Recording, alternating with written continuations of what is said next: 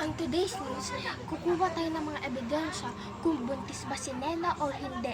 Halika na. Ay, excuse me po. Kilala niyo po ba si Nena? Hindi ko po kilala yun. Sorry po. Sige po, bye. Excuse me po. Kilala niyo po ba si Nena? Opo, nakatira po siya doon. At bakit po? Alam niyo na ba yung news na buntis siya? Opo. So, ano yung parang reaction niyo doon? Para pong na-shock or nagulat. Kasi po, paano po magiging buntis yun? Wala po siyang boyfriend. Sige po, yun lang. Sige po, bye po. Excuse me po. Kilala niyo po ba si Nena? Opo. Alam niyo na po ba yung news na buntis siya? Yes. Ano po yung parang reaction niyo dun po? Nabuntis na po siya. Shock?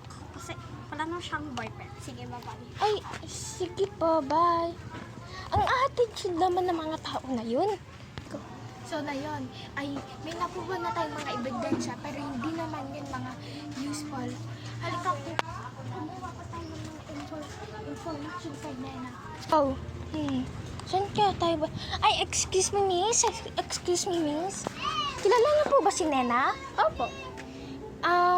Alam niyo po ba yung balita na sa kanya na buntis na po Opo. siya? Kilala ko din tatay niya. Totoo po siyang buntis. Totoo? Paano niyo po alam? Kasi kagabi nakita ko sila pupasok sa room. Kaya kilala ko tatay niya. Si Alfred. Sa Alfred? Saan po to nakatirang Alfred na to? Doon lang po sa may kabila. Sa may kabila, parang bahay niya? Opo. Kilala po ba siya? Kilala. Sige po. Bye-bye. Thank you po.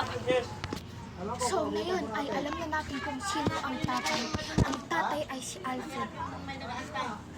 Tapos, kailangan na lang natin po sabihin kung alam niya ba na buntis na si Nena or hindi niya pa alam. Halika na.